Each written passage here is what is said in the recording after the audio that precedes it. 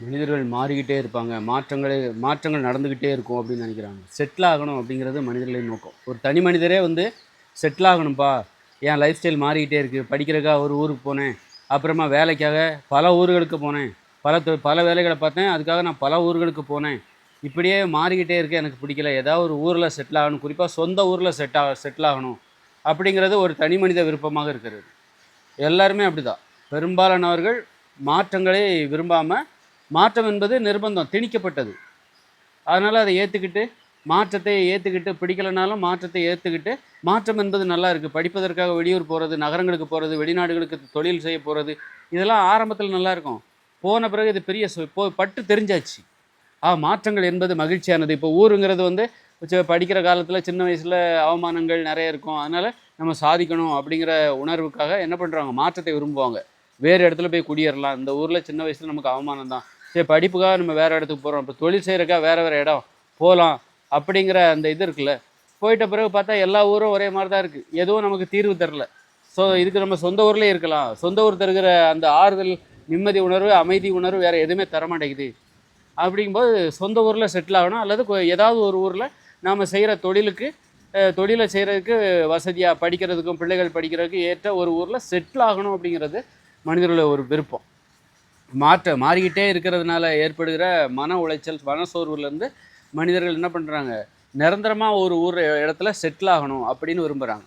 மாற்றம் வந்து அவங்களுக்கு மகிழ்ச்சியை கொடுக்கல, சோர்வை தான் கொடுக்குது, தனிமைப்படுத்தப்படுகிறார்கள். படிப்புக்காக, தொழிலுக்காக காரணம் காட்டி மாறிக்கிட்டே இருக்காங்கல்ல, அந்த ஊர் இந்த ஊர்னு மாற மாற கடைசியில் இது உங்களுக்கு சோர்வை தான் கொடுக்குது, தனிமையை தான் ஏற்படுத்துது, அனாதையாக உணர்கிறார்கள். அதனால் செட்டில் ஆகணும். அதே நேரத்தில் உறவுகளோடு செட்டில் ஆனால் இன்னும் நல்லாயிருக்கும். சொந்த ஊரில் செட்டில் ஆனால் நல்லாயிருக்கும். அப்படி நிலையாக வாழத்தான் ஆசைப்படு. செட்டில் ஆகிறதுங்கிறது என்னென்னா, நிலையாக ஒரு இடத்துல வாழணும்ப்பா. என் வாழ்க்கை முறையும் ஒரே மாதிரி இருக்கணும், மாறிக்கிட்டே இருக்கக்கூடாது. எனது உணவு முறை எனக்கு ஆரோக்கியம் தருகிற ஒரு உணவு முறையை தெரிந்து கொண்டு அதையே நான் பின்பற்ற வேண்டும். அதான் உணவில் செட்டில்மெண்ட்டு, வசிப்பிடத்தில் செட்டில்மெண்ட்டு, உறவுகளோடு. நான் வசிக்கிற இடம் வெறுமனே டிவி இதெல்லாம் வச்சுக்கிட்டு ஏதோ ஒரு நகரத்தில் குடியிருக்கிறத விட, சொந்த பந்தங்களோட டிவி இதெல்லாம் எவ்வளோ நாளைக்கு தான் நமக்கு நிம்மதியை தரும், மகிழ்ச்சி தரும். சொந்த பந்தங்களோட ஒரு நிறைந்த ஒரு சொந்த ஊரில் குடியேறுவது, அது வசிப்பிடத்தில் உள்ள செட்டில்மெண்ட். அது மாதிரி ஆரோக்கியம் தருகிற ஒரு உணவு அதை நாம் வாழ்நாள் முழுவதும் பின்பற்ற வேண்டும். இது உணவு முறையில் ஒரு செட்டில் ஆகணும். உணவில் ஒரு செட்டில் ஆகணும்பா. குழப்பமே இருக்கக்கூடாது. எது நோய்களுக்கு காரணமானது, நான் சாப்பிட்ற உணவு எனக்கு ஆரோக்கியம் தரணும், இதை உணவில் ஒரு செட்டில்மெண்ட். இப்படி வந்து இதுதான் செட்டில் ஆகணும் அப்படிங்கிறதுக்கான அடிப்படையாக இருக்கிறது. பாதுகாப்பான ஒரு வாழிடம், சண்டை சச்சரவுகள் போர்கள் இல்லாத ஒரு பாதுகாப்பு, தொழில் செய்வதற்கும் வாழ்வதற்கும் பாதுகாப்பாக இருக்கிற ஒரு இடம். இப்போ அரேபியா பகுதியில் அங்கேருந்து எல்லாம் போர் நடந்தோடனே எல்லோரும் நம்ம ஊருக்கு ஓடி வந்துட்டாங்க. அந்த மாதிரி இடம் இருக்கக்கூடாது. பாதுகாப்பாக போர் அபாயம் இல்லாத ஒரு நாட்டில் வசிக்க வேண்டும். இது ஒரு செட்டில்மெண்ட்டு எப்போதுமே. இதுக்காக தான் அவங்க மாறிக்கிட்டே வராங்க. மனிதர்கள் எதுக்காக மாறிக்கிட்டே இருக்காங்க? இப்போ இதைத்தான் அவங்க எதிர்பார்க்குறாங்க. செட்டில் ஆகணும் அப்படிங்கிறது தான் எதிர்பார்ப்பு. ஏன் மாறுறாங்கன்னா, அவங்களுக்கு திருப்தியை தரல. இந்த உணவில் அவங்களுக்கு ஒரு திருப்தி இல்லை, உணவில் செட்டில் ஆக முடியல, இதை நம்ப முடியல. இதை சாப்பிட்டு தான் எங்கள் அப்பாவுக்கும் அம்மாவுக்கும் நோய் வந்தது, தாத்தாவுக்கும் நோய் வந்தது, மூதாதையர்களுக்கு நோய் வந்தது. அப்போ எனக்கும் வராமல் இருக்கணும்னா நான் என்ன பண்ணணும்? ஒரு தீர்மானமான ஆரோக்கியம் தருகிற உணவில் நான் செட்டில் ஆகணும். அதுபோல் மகிழ்ச்சியாக உறவுகளோடு பிரியாத ஒரு வாழ்க்கை முறை எனக்கு வேணும். எப்போவுமே உறவுகளோடு இருக்கணும். எந்த காரணம், படிப்பு தொழில் எதுவுமே என்னை பிரித்து விடக்கூடாது. இதுதான் செட்டில்மெண்ட்டு.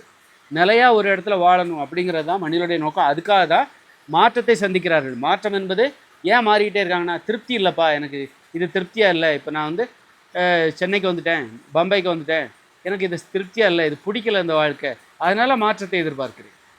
கடைசியில் பார்த்தா உறவுகளோடு ஒரு கிராம வாழ்க்கை, இயற்கையோடு இணைஞ்சு உறவுகளோடு ஒரு வாழ்க்கை நல்லா இருக்குது.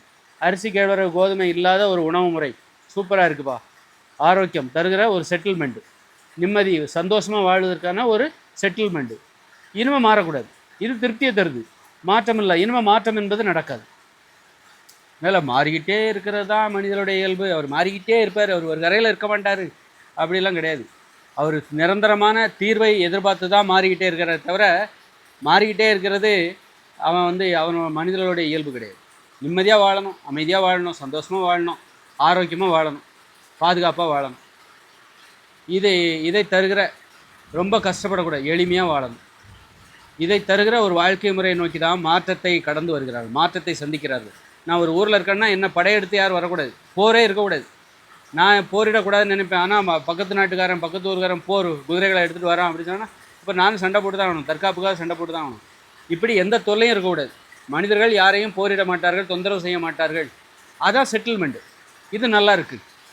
இப்படிப்பட்ட ஏற்பாடு தேவை. இதுதான், இதை நோக்கி தான் போகிறாங்க. 2040 மனிதர்கள் செட்டில் ஆக போகிறாங்க. இந்த மனித இனமே இந்த உலகத்தில் செட்டில் ஆக போகுது. இயற்கையோடு இணைந்து வாழ போகிறாங்க, நிலையாக வாழ போகிறாங்க. பெண்கள் பிறந்த வீட்டிலே இருக்க போகிறாங்க, ஆண்கள் தான் மனைவி வீட்டுக்கு போய் வாழ போகிறாங்க. போக்குவரத்து வாகனங்கள், மின்சாரம், பள்ளிக்கூடம், புத்தகங்கள்லாம் நமக்கு தேவையில்லை. எளிமையான ஒரு வாழ்க்கை, கூட்டு குடும்பமாக வசிக்க போகிறாங்க. இயற்கையோடு இணைஞ்சு அரிசி கேழ்வர கோதுமையெல்லாம் சாப்பிடாம 50 நாட்களுக்கு ஒரு முறை சாப்பிடுவாங்க. மற்ற நாட்கள்லாம் அரிசி கேழ்வர கோதுமை திணை சாமி இதெல்லாம் தவிர்த்து விட்டு நம்ம காய்கறி, கீரை, பழங்கள், மாமிசம், மீன், முட்டை, தயிர், மோர், பால், வெண்ணெய், நெய், கிழங்குகள், பயிர்கள், பருப்புகள், கடலைகள், காளான், தேன். இதுதான் மனிதர்களின் உணவு. இதுதான் செட்டில்மெண்ட். இதுதான் மாற்றமில்லாத உணவு. பாருங்கள், மாற்றம் தான் மாறிக்கொண்டே இருக்கும், மாற்றம் தான் நிரந்தரமானது அப்படின்னா இந்த உணவில் மாற்றமே இல்லை. பாருங்கள், ஒரு மாற்றமில்லாத உணவு வேணும் எனக்கு, குழப்பமே இருக்கக்கூடாது. அதுதான்.